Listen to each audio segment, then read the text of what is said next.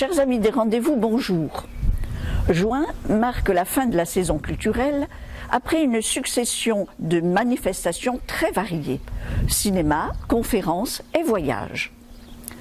Ouvrons notre agenda par la dernière session d'Étoiles consacrée à Patrice Chéreau. Patrice Chéreau l'a dit lors d'une interview. Il s'intéresse aux rapports humains, que ce soit ceux du couple, comme dans le huis clos Gabriel, ou ceux d'un triangle amoureux obsessionnel, comme dans Persécution. Dans ses films, Chéreau aborde des thématiques très différentes. Le monde de la presse, la paternité, l'homosexualité, ainsi que des genres bien différents, le drame social ou le thriller. Le style de Chéreau se reconnaît aisément et a plu au public cinéphile stéphanois. Le dernier CEP de la saison a passionné le public venu écouter Pierre Micheletti parler de l'équation de la faim en Afghanistan. Bonsoir Monsieur Micheletti. Donc la conférence de ce soir va porter sur l'Afghanistan. On sait que historiquement c'est un pays qui est producteur de drogue et là on a l'impression qu'on vit une accélération de cette production. Qu'en pensez-vous? C'est exactement le sujet de la conférence de ce soir. Merci beaucoup pour l'invitation. Alors que les talibans s'étaient toujours déclarés de farouches opposants à la production de drogue et s'étaient engagés dans ce domaine comme d'autres à essayer de faire adopter des mesures contre la drogue, on assiste depuis leur prise de pouvoir en 2021 à une augmentation exponentielle de la production de pavot et avec, ce qui est nouveau, la transformation sur place de ce pavot en héroïne. Et ça ne participe pas d'une volonté délibérée des talibans, mais cela résulte d'un certain nombre de difficultés environnementales, économiques, renforcées par l'embargo international, qui poussent la petite paysannerie afghane à substituer la production de cultures vivrières par de la production qui est plus rentable, en l'occurrence les produits qui vont conduire, une fois transformés, à la production de drogue telles que l'héroïne et ou la méthamphétamine.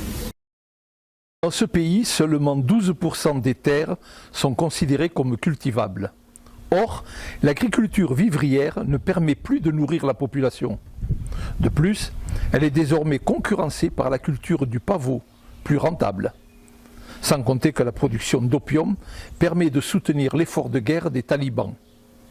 L'Afghanistan est donc dans une situation d'insécurité alimentaire majeure, a souligné M. Micheletti. Les jeunes n'étaient pas oubliés. Grâce à la dernière session de Ciné Estève Junior et la projection du film Qui veut la peau de Roger Rabbit. Un nombreux public familial est venu assister à la projection de ce film original qui mêle personnages de dessins animés et acteurs. On a pu croiser ainsi Titi, Droopy, Bugs le pirate, Mickey, Donald, Dumbo et bien d'autres. Un film expliqué avec brio par les jeunes du Conseil municipal des enfants et des jeunes, encadré par Marion et des membres des rendez-vous.